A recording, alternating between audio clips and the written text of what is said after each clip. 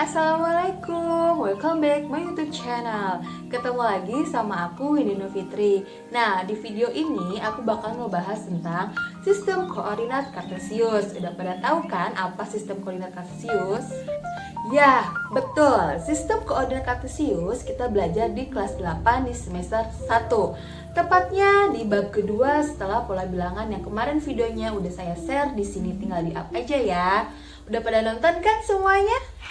Nah, sebelum ke videonya, jangan lupa di-subscribe, di-like, di-komen, dan di-share ke seluruh sosial media yang kalian punya biar aku tambah semangat bikin video-videonya. Oke, kita langsung ke videonya.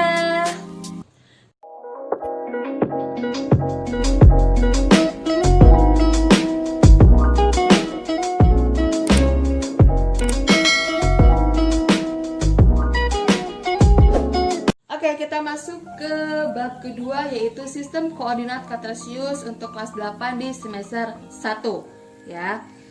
Sistem koordinat kartesius ini belajar mengenai grafik, dan poin pertama yang akan saya bahas di video ini yaitu membuat denah atau peta letak suatu benda ya. Nah, sekarang aku mau nanya nih sama kalian.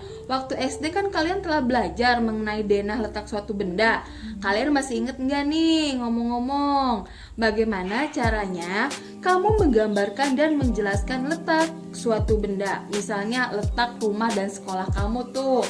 Dulu waktu SD pernah belajar seperti itu. Oke, kita lanjut aja ke poin selanjutnya. Poin pertama di sini saya akan membahas tentang membaca dan menggambar letak benda. Letak suatu benda dapat digambarkan dalam sebuah denah. Dalam denah terdapat petunjuk arah yang umumnya berbentuk tanda panah. Bagian atas biasanya diberi huruf U, artinya menunjukkan arah utara, dan bagian bawah berarti menunjukkan arah selatan. Sebelum kita mempelajari letak benda, nah kalian coba lihat dan amati gambar yang ada di papan tulis ini. Untuk membaca denah, terlebih dahulu yang perlu diperhatikan adalah petunjuk arah. Pada denah di papan tulis ini, petunjuk arah berbentuk tanda panah dengan bagian atas diberi huruf U yang berarti menunjukkan arah utara. Jika kamu menghadap ke utara, maka tangan kanan menghadap ke arah timur dan tangan kiri berhadap ke arah barat.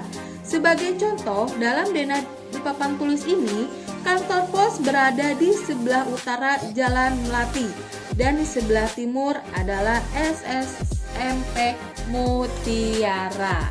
Masuk ke poin kedua, yaitu mengenal koordinat posisi sebuah benda. Sebelum kita masuk ke situ, kita harus mengenal nih, koordinat itu apa sih? Nah, koordinat adalah bilangan yang dipakai untuk menunjukkan lokasi suatu titik pada bidang. Saya ulangin lagi, koordinat adalah bilangan yang dipakai untuk menunjukkan lokasi suatu titik pada bidang. Nah, koordinat ini dapat memudahkan kalian dalam menemukan letak atau posisi sebuah benda. Nah, coba kalian lihat di papan ini ada sebuah tabel. Tabel bawah saya kasih angka 1 sampai 7 dan sebelah kiri dari saya itu saya kasih huruf A sampai G. Di sini ada letak-letak dan nama-namanya. Nanti kalian tolong diamati, saya kasih waktu 5 detik untuk mengamatinya. 1 2 3 4 5. Oke, kita langsung ke soal. Di sini ada beberapa soal dari tabel yang tadi ya. Nah, di sini yang A, komputer terletak di posisi koordinat berapa? Ayo. Nih, saya kasih contoh dulu. Yang A, komputer terletak di posisi koordinat 2, G ya. Komputer itu terletaknya di titik koordinat 2, G. Nah, sekarang B, motor terletak di posisi atau koordinat berapa ya? Kalian isi B sampai H. Nah, kalau yang H, titik-titik terletak di posisi koordinat 6F. Berarti nama barangnya itu apa ya? Dikerjakan ya, jangan lupa. Ayo kita langsung ke materi selanjutnya. kita masuk ke materi selanjutnya, yaitu sistem koordinat kartesius. Di materi ini kita mulai agak serius ya, agak mulai mendalami sistem koordinat kartesius. Nah, sebelum kita masuk lebih dalam ke materi ini, kalian pasti bertanya-tanya, apa sih sistem koordinat itu? Oke, sistem koordinat adalah suatu metode untuk menentukan letak suatu titik dalam grafik. Saya ulangi lagi, sistem koordinat adalah suatu metode untuk menentukan letak suatu titik dalam grafik. Sistem koordinat kartesius merupakan sistem koordinat yang digunakan untuk menentukan tiap titik dalam bidang dengan menggunakan dua bilangan yang biasa disebut koordinat X yaitu absis dan koordinat Y disebut ordinat dari titik tersebut. Untuk mendefinisikan koordinat diperlukan dua garis berarah yang tegak lurus satu sama lainnya, yaitu sumbu X dan sumbu Y. Nah, kalian bisa perhatikan di grafik ini ada sumbu X dan sumbu Y. Sumbu Y itu tegak lurus dan X itu ke samping. Nah, garis yang mendatar itu horizontal disebut sumbu X dan garis yang tegak yaitu vertikal disebut sumbu Y. Kedua garis itu disebut sumbu-sumbu koordinat. Sumbu-sumbu koordinat membagi bidang kartesius menjadi 4 bidang simetris yang dinamakan kuadran. Sehingga terdapat 4 kuadran, yaitu kuadran pertama, kuadran kedua, kuadran ketiga, dan kuadran keempat. Nah, untuk kuadran 1 syaratnya yaitu X lebih dari 0, Y lebih dari 0.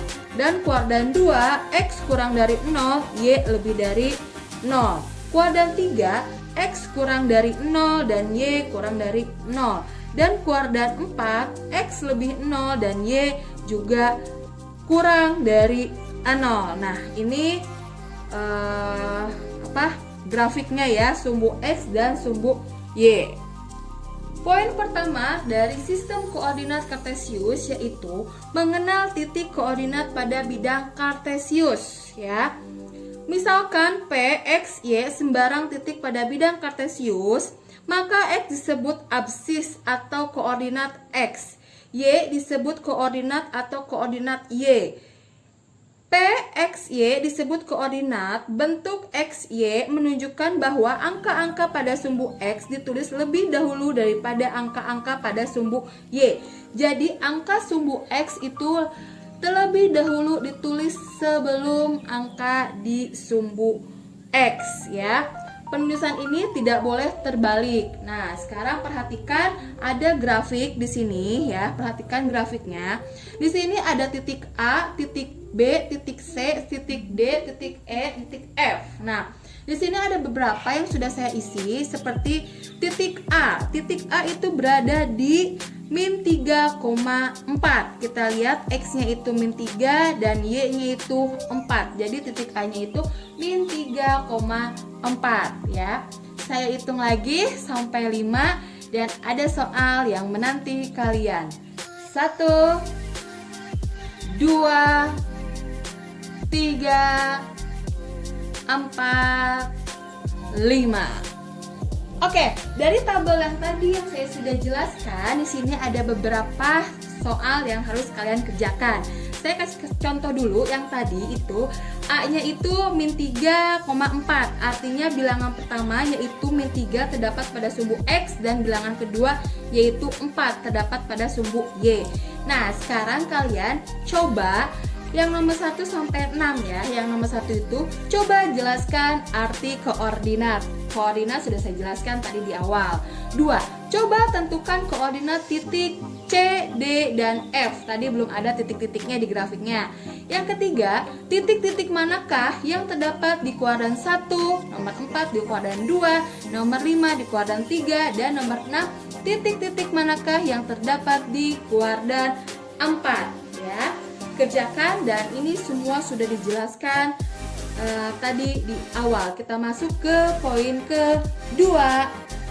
Oke, kita masuk ke poin kedua dari sistem koordinat kartesius, yaitu menggambar bangun datar pada bidang koordinat kartesius. Pada bidang koordinat kartesius, bangun datar dapat digambarkan dengan terlebih dahulu menentukan titik-titik sudut bangun datar tersebut. Titik-titik itu kemudian dihubungkan dengan garis lurus. Perhatikan contoh berikut. Oke, kita aplikasikan ke soal. Gambarlah titik-titik berikut pada bidang koordinat kartesius dan hubungkan titik-titik tersebut sesuai urutannya. Kemudian tentukan bangun datar yang terbentuk. Yang A, titik A 2,2, titik B 6,2 dan C 4,6. Pertama-tama kalian harus bikin sumbu X dan sumbu Y yang sudah saya buat di sini. Lalu tentukan titik-titik masing-masingnya. Nah, seperti ini ya. Nah, soal yang pertama saya sudah hubungkan titik A dengan titik B dengan titik C. Ini terbentuk bangun datar yang terbentuk adalah segitiga sama kaki. Nah, sekarang kita kerjakan yang kedua. Titik P-nya itu 1,1, titik Q-nya 5,1 dan titik R-nya 5,4. Sama, kita bikin dulu sumbu X dan sumbu Y-nya. Dan ini soal nomor 2 ya. Saya sudah membuat sumbu X dan sumbu Y-nya. Titik pertama itu P-nya 1,1 itu sudah ada titiknya, dan titik keduanya 5,1 sudah ada, dan titik R-nya 5,4 sudah ada. Dan dari titik-titik ini terbentuk bangun datar adalah segitiga siku-siku. Saya harap kalian paham, ini hanya menghubungkan titik-titik 1, titik 2, titik 3 atau titik A, B, C. Ini tinggal dihubungkan dan jadi apa bangun datarnya. Oke, kita langsung masuk ke materi selanjutnya. Masuk ke poin ketiga di sistem koordinat kartesius, yaitu jarak dua titik pada bidang kartesius. Dengan rumusnya itu AB sama dengan akar X2 dikurang X1 pangkat 2 ditambah Y2 dikurang Y1 pangkat 2. Kita aplikasikan dengan soal yang ada di papan tulis. Diketahui letak titik-titik P, Q, dan R pada bidang kartesius adalah 2,1, 6,1, dan 6,4. Tentukan jarak PQ dan PR-nya berapa. Kita pakai rumus yang di atas. Ayo kita kerjakan. Oke, ini jarak PQ-nya ya. PQ sama dengan akar 6 dikurang 2 pangkat 2 ditambah 1 dikurang 1 pangkat 2. Nah, kita lihat di sini X-nya itu X2-nya bisa. Untuk jarak PR diketahui P-nya itu 2,1 dan R-nya 6,4. Sama seperti tadi, kita menggunakan rumus X2 dikurang X1 pangkat 2 ditambah Y2 dikurang Y1 pangkat 2. Nah, pertama kita lihat X2-nya itu 6 dan X1-nya itu 2. Berarti 6 dikurang 2 pangkat 2 adalah 4 pangkat 2. Y2 itu 4 dan Y1 1. Berarti 4 dikurang 1 pangkat 2, 3 pangkat 2. 4 pangkat 2 adalah 16, 3 pangkat 2 adalah 9. 16 ditambah 9, 25. Akar 25 adalah 5.